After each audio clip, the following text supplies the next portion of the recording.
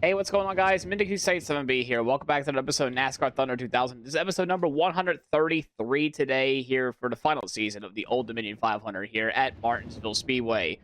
Then you'll notice the calcium amount has been completely different. That's because off camera I've actually did something smart this time. First off, well, we brought back the new people again, so it wasn't pretty short-lived not to have them. But the assets are actually kind of gone. I will tell you that much. We kind of like sold almost everything, and we're overhauling this one here to get ourselves the better engine. I would say we're having a better engine, better chassis going into Atlanta. That's the thing that we're trying to look for here. But also the same thing on the chassis side as well. We actually keep one of our chassis, which of course one of them we're using for today's race. And also, this one here is going to be our Atlanta chassis as well. So this will be saved just for Atlanta Motor Speedway, because we know how painful Atlanta is. And watch all this effort be for nothing. I'm just going to tell you that much. Because that's the things I did off camera before anything else. So you don't have to go watch me struggle going through dumb UI in this game. Let's take a look at the point standings. We're now 14 behind Keller. Jeff Green's pretty close behind. Johnny Benson's actually getting himself pretty close behind as well. Jeff Gordon's also trying to get himself in the fray as well. Maybe even Jeff Burton as well, if he could keep having a good comeback there. Jimmy Johnson fell all the way back to 8th in the standings, though, so that's rather unfortunate for him. So, yeah, essentially it's a kind of a 4 or 5, maybe 6 horse race for the championship now, so still got plenty of time, though. We got about, 6 more races left to go to season. So with that being said, let's head over to Martinsville, where we go to the paperclip of death. Also, before I go, we actually wanted to establish 2 new rules for this race. The first rule, as you can tell by the title, it is a mandatory 2-stop race. So both green flag pit stop, I have to make green flag pit stops twice in order to actually be considered this race to be eligible. And also, force default as well. We're not having any setup changes as well. So what we have at the start of the race, which is the default setup, that's what we're having for the rest of the race. So again, mandatory 2-stop. Let's see if that can stop us from winning this or completely dominating this race, because we just win these races by a full lap. So let's not have that happen, shall we? As I said before, we're forced on the default setup here for the entire race. And of course, as a reminder, once again, we are doing a 2-stopper race today, so let's see how we do with that rule implementation. Welcome once again to Martinsville, Virginia. MRN is proud to present live coverage of today's Martinsville 500. Barney, these pit crews will be busy all race long. Martinsville is known for great fender-to-fender racing. Drivers work the brakes hard at this racetrack. It's like 2 drag strips with short turns. The wear and tear these cars take from the track is bad enough. Then add in some good old beating and banging with other cars. Now that's stock car racing, baby.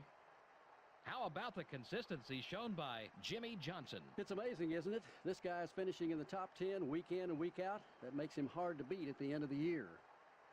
Something a little out of the ordinary in this one for Andy Santerre. Yeah, he's definitely not used to having to pick through traffic so early in a race. This could make it an exciting race for him, or it could be disastrous. You just never know when you start in the back. The 56 car really finishes strong on all these tough short tracks. Yeah, one of the biggest keys to his success at these tracks is that he always takes good care of his car. A fast car doesn't do you any good if it's not running at the checkered.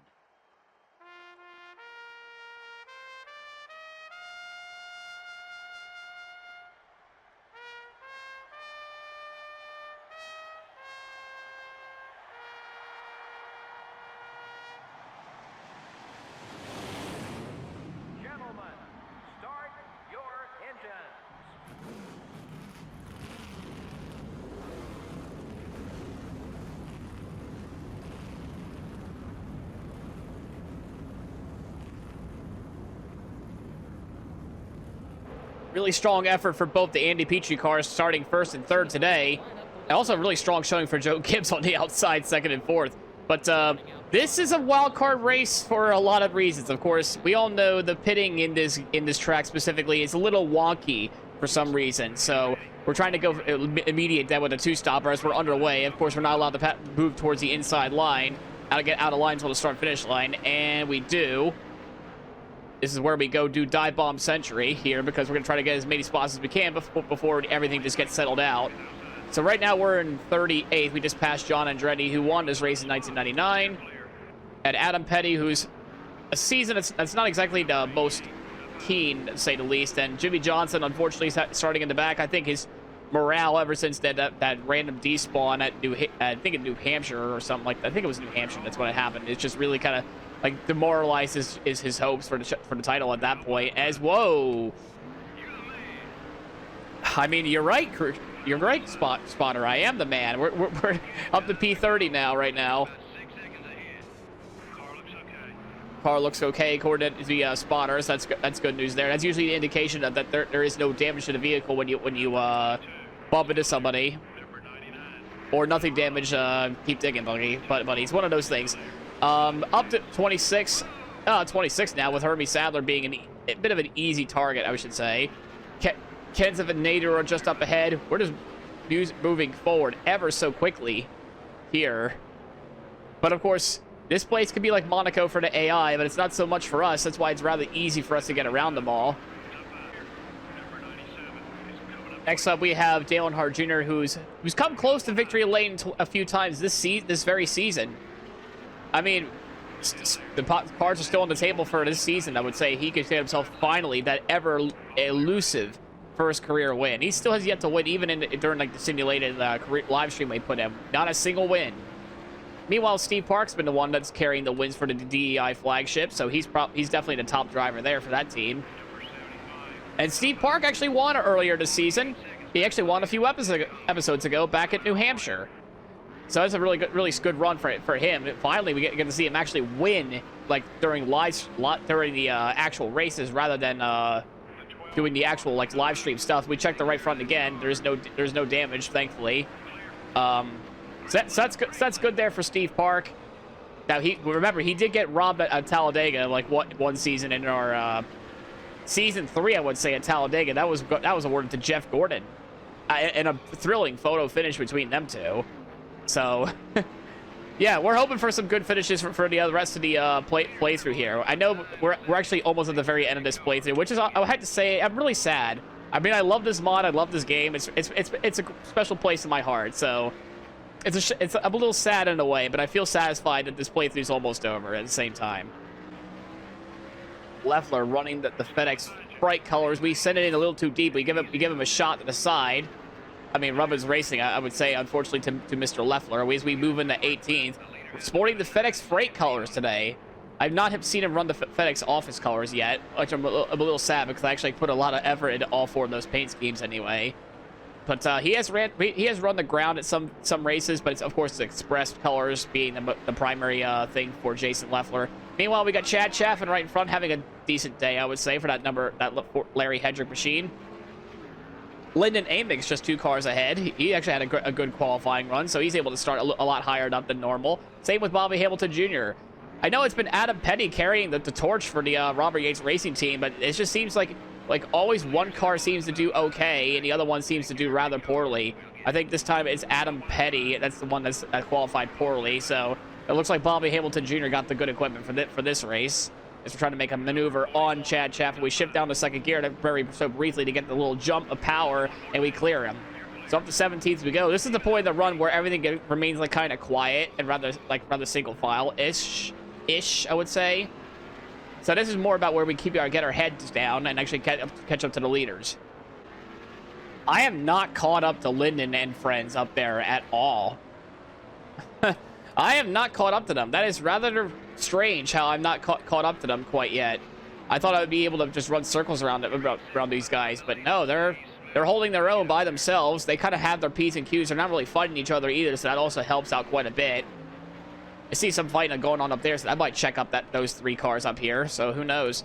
But yeah, the mandatory 2-stop. Obviously, somewhere in the early 40s, we're going to make our first pit stop, and of course in the 80s is going to be our second stop. So that's the plan there. That's the plan there, so we'll probably meet you when the first cycle of pit stops come around for me. I know the AI will come down pit road the first time around the 60s anyway. And they'll just probably go down again after a few laps for some reason. Ouch. I don't know what happened there. I just went up and smacked the wall like an idiot. So that just ruins our right front there. Yeah, again, we're gonna go down pit road about 10 laps or so anyway. Like, I know we're finally catching up to Lyndon and Bobby Jr.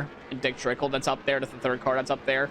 I mean, we're actually gaining on the leaders quite a bit too, because they're also getting stuck in traffic. So it's a two-way street, I would say, when it comes to that sort of stuff with traffic. But I have no excuse. There's really not much traffic in front of me, and I just can't seem to get up there.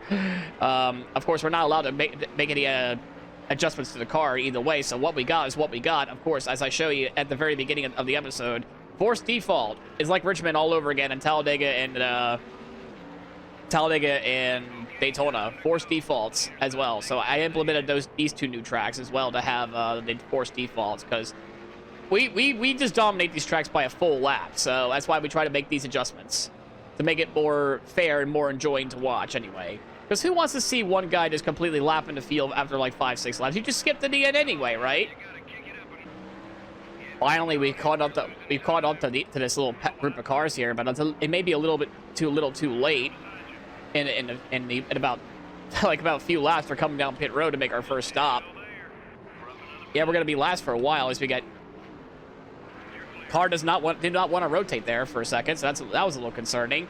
We got the car to rotate, thankfully, and we're up to 16. We passed Lyndon Amick, who has a pretty good run going for him so far. Hopefully, he doesn't lose too much more time. Anyway, we kind of just made it annoyance for him there. But it's all what short track's all about. It's just not about annoying your friends. It's fun for the viewer and painful for the drivers. We got Bobby Hamilton Jr. right in front of us here as well.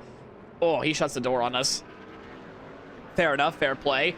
Car is starting to really not want to rotate. So again, we're going to be making our pit stop rather soon. I'm going to say maybe even the next lap we'll even consider coming down pit road. We'll wait 2 more laps actually. We'll wait till lap 42 to actually make our pit stop. So we're gonna try to go down here one last time, but no, he's gonna have the exit. Fighting ever so much with Bobby Jr. here on the inside of the Marines Ford.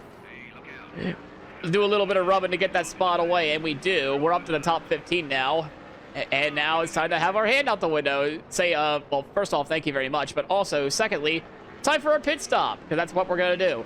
We're going to go pit this time for first of our 2 mandatory stops. And, of course, we're not allowed to adjust the setup. We can repair the car, but here is off limits. As much as I don't like the way I needed to do this to make it more fair, it's just the way it is. All right, we can't afford a bad stop here. We need to make 2 stops here today, gentlemen, so make sure it's perfectly fine here. Needs to be nice and clean. And, well, it was clean, but rather slow on the right side. Let's see if the left side can make it up. No, that was pathetic. All right. So, screw me, I guess, right? I guess they didn't like the fact they're going to be worked twice today, and they just want to say, you know what, screw you, have a slow pit stop. All right, sure. Obviously, we're going to be, like, absolutely obliterating the field for this first part of this run here, of course. We have to keep in mind about a few laps, the AR are going to finally start coming down pit road. And then they're going to, again, as we typically have a problem here at this track with this, they will actually pit again. So they're going to pit, so most of the cars are going to pit twice. And I'm wondering, I might have a theory on why that is. I did one test race earlier in the week about this sort of issue, and I just sat like on the front stretch and not do a single thing. So I followed a car all the way around pit road, like that had like one of the later stalls, like I think like the 24 or the 18 or whatever. That's like close to my stall. I slowly went on the track, and I think I saw them pass through pit road, like completely. They don't even take the stop. I'm wondering if that's the reason why they actually take 2 stops.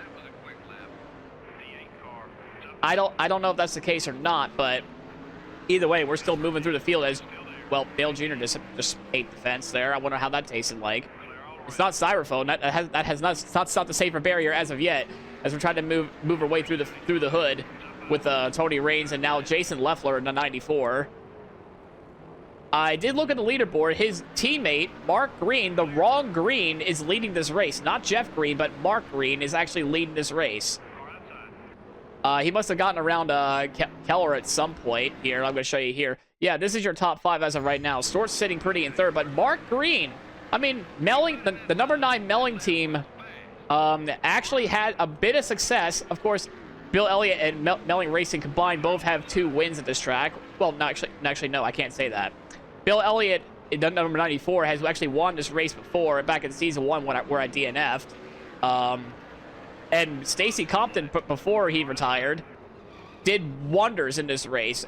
Was actually, if it weren't for me lapping the entire field, he would be leading. He would have been leading the race.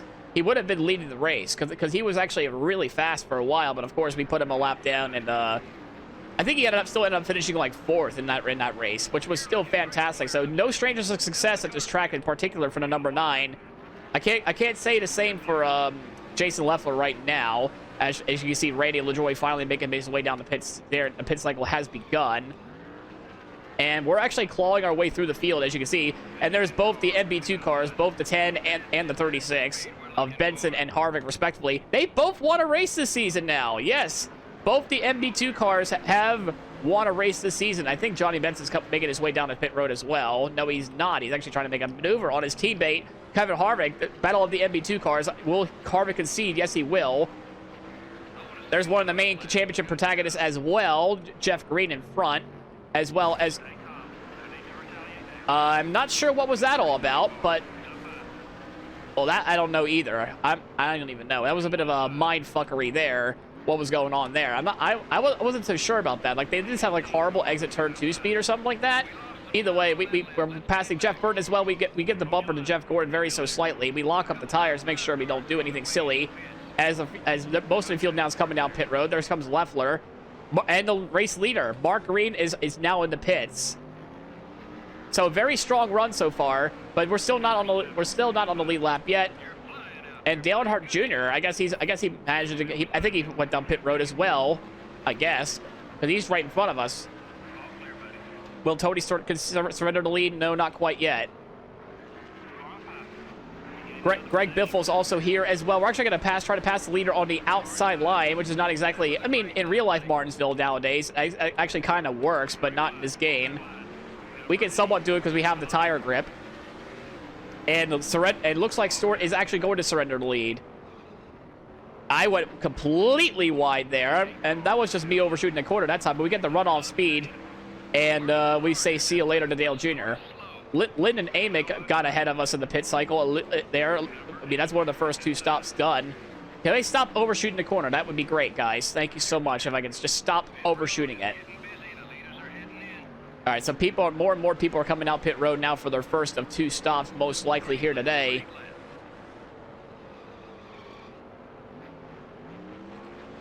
But yeah, we're still making our way through up here. Oh, there's Jeff Green coming out of the pits. We're going to try to get a spot on him before we go into turn 3, and we will. So that's the top 15 now for us. Meanwhile, front row Joe, our pole sitter, is right in front of us as well. I guess he's fallen really hard off, I would say. As I said, the pit cycle can be a rather confusing thing for this race, as we see Tim Fedewa also in front of us as well. Greg Biffle's about to go a lap down. I think that was his pit cycle done. Being a rather disappointing season for the Jack Roush number 6 as Jeff Green goes down the inside of us. We overshoot the corner yet again.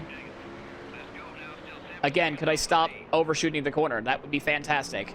I understand that we have fresher tires behind me and all that stuff. So, can we do anything better about that? Hopefully so. But we're up to 14th though in the race. Then again, we still have one more pit stop left to go for the rest of the field. So we'll see. Okay. We just got shoved out of the way by Jeff Green. Yeah, I guess he must have had a tire on my antics there. He just absolutely pulled the bump and run on us there. What a maneuver there from the number 4 team. As we're just, I think Ken's is actually coming down for his second stop. He's going down early.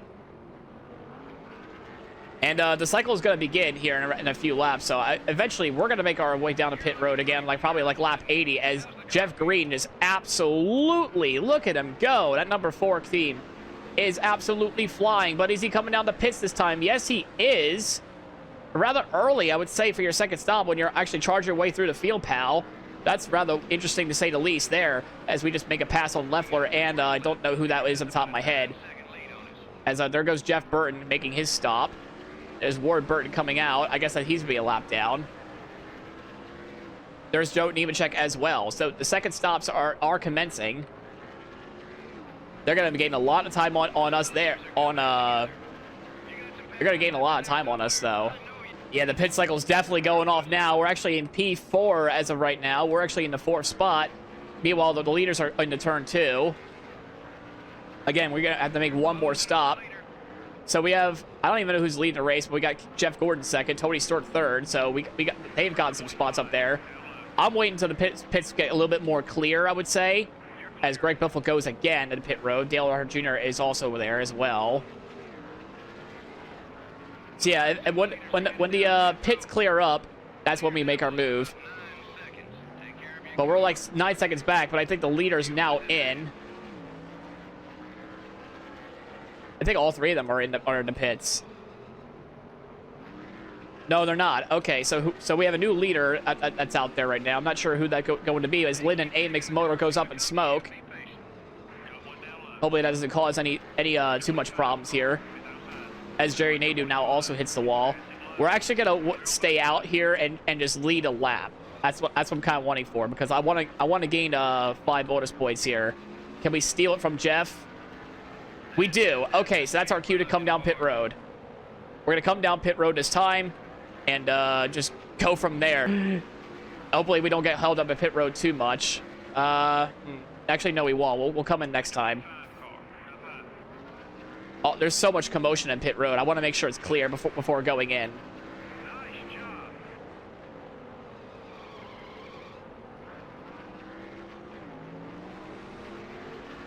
All right, in we go. In. That's it might be too late. All right, we're in. What we got was what we got, of course. Try to cycle out as the leader here. We probably won't, but any sort of help would be fantastic for us, guys. Come on. I need you to do better this time, please. I need you to do better, please. This is not doing better. That is actually the exact opposite of doing good.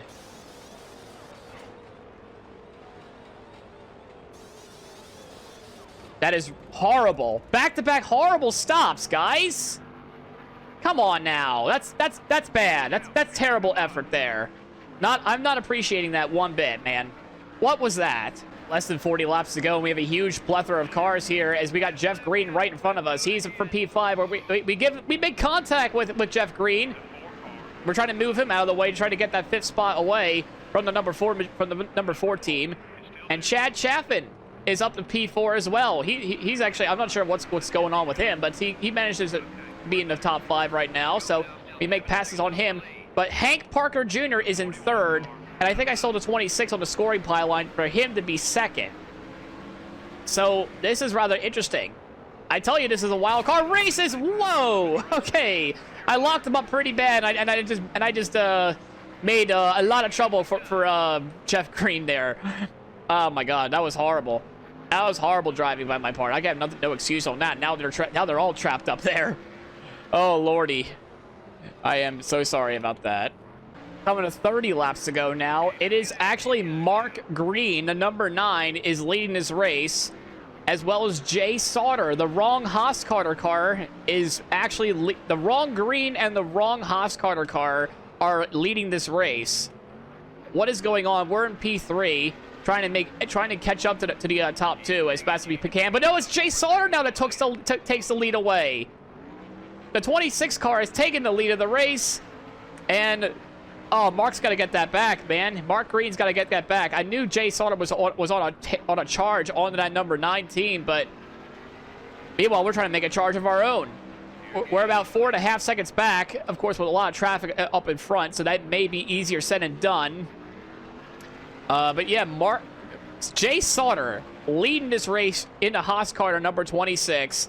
Both the Haas Carter teams would actually win a race this season if this were to be coming to fruition. If this were to be the case, then who would be the better upset winner. He's pulled away from Mark Green too. He's pulled away. It's not like he's just passed him by sheer luck. He's pulling away from him now.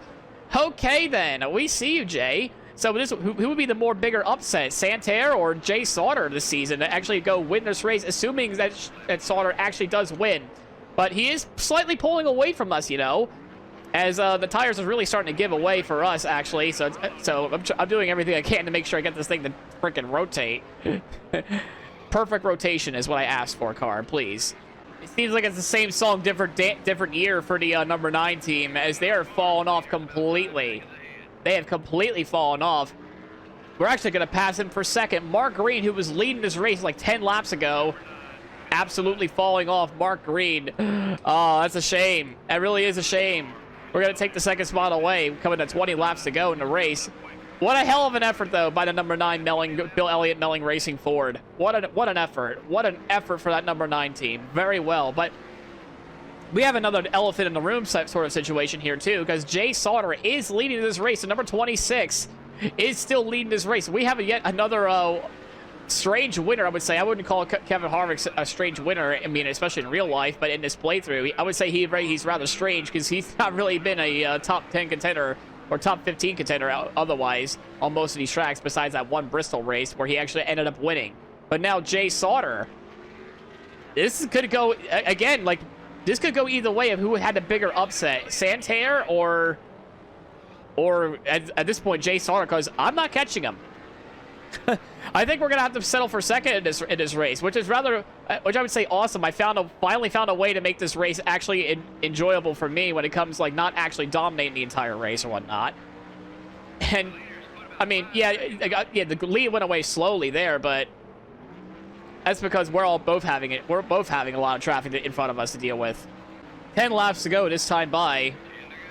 Again, we're really not gaining on them at all. We're not really gaining on any traffic whatsoever. That's not really been helping. And he has a lot of cars for defense as well. So I would have to get through every single one of these cars like one lap at a time in order to actually have a chance. But it's not looking good for us anyway. He actually pulled away by a 10th that time. And oh my goodness, I didn't mean to block him like that. Okay, that kind of, I didn't mean to blow him up.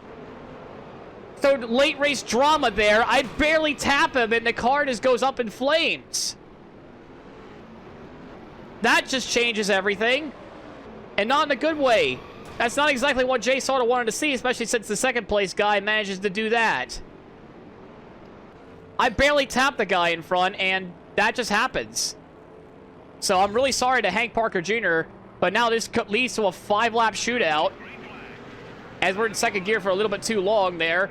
So the first caution comes out for the race, and it just ends up blowing Hank Parker Jr. up. So I'm really sorry to that number 2 team. I'm gonna have to pay for that, I'm assuming. But Jay Sauter's got in the way though. I thought it would be a little bit of an easy drive to catch up to him, but no, he's pulled away. Look at him. He just pulled away a full second, just like that. And even with a late race drama, it's not really helping out that much for me, isn't it? No, he's pulled away. Look at him go. The Haas-Carter team finally gave him something good for once in this entire season. I guess they finally said, well, since Jimmy Johnson's out of the championship, let's give something for Jay Sauter. And, oh, goodness me, we just nearly lost the car there.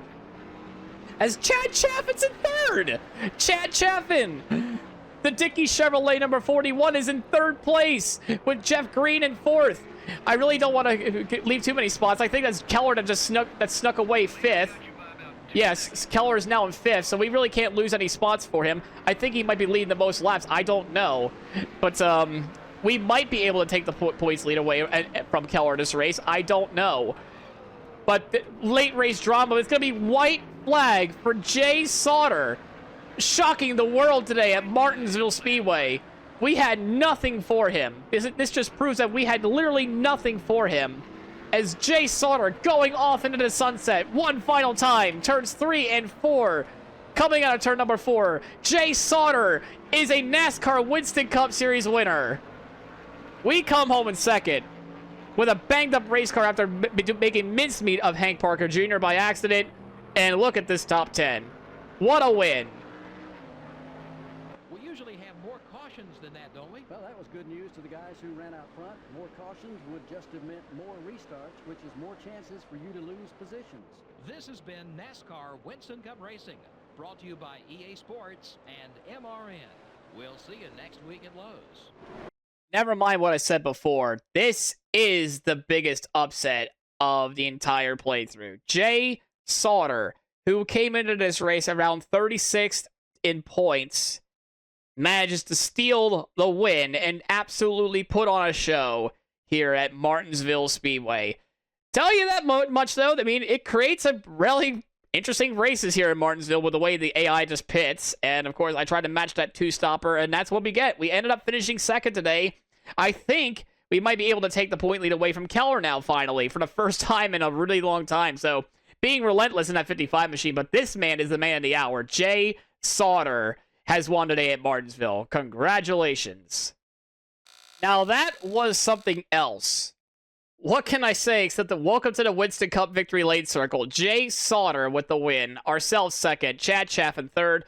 Jeff Green fourth. Jason Keller ended up stealing fifth. Chad Little sixth. So once again, a great short track performance for him. Mark Green. I mean, what can I say? You had a great race, Mark. I would have to say, don't have your head in shame. No, number 9 team for Bill Elliott Melling finishes in 7th. Jeff Gordon finishes 8th, Kurt Busch 9th, and Jeff Byrne rounds out the top 10. So, wow, he actually led 33 laps, Jay Sauter did, so he's no slouch there. So we have a lot of people that led laps, it looks like, here today. Can I sort them out? So it's Mark Green that leads the most laps here today, here at Martinsville. So what an effort for him. Jay Sauter led 33, so he was 2 laps short. Joe Nemechek finished in 3rd in the lap department. Jason Keller led 20. Jeff Gordon led 4. We led 3. And a lot of people have led. Some of the people have led 1. So especially Jeff Green, he actually gained laps. He actually gained bonus points as well. So we have that to consider. I think by my calculations here, let's see. We would be leading the points by 1. We would be leading the point standings by 1 according to my calculations. So let's take a look through the rest of the field today. Oh, good run by Anthony Lazaro, finishing 11th. Not so good runs for Stewart, Johnson, and Benson. I think that might have just sealed his fate for the title too, Johnny Benson. So it's down to 4 cars, I would say, when it comes to like fighting for the championship. Money-wise, that still might be a problem. I'm looking at the amount of money that we have left, because we have to make sure we have enough money before we get to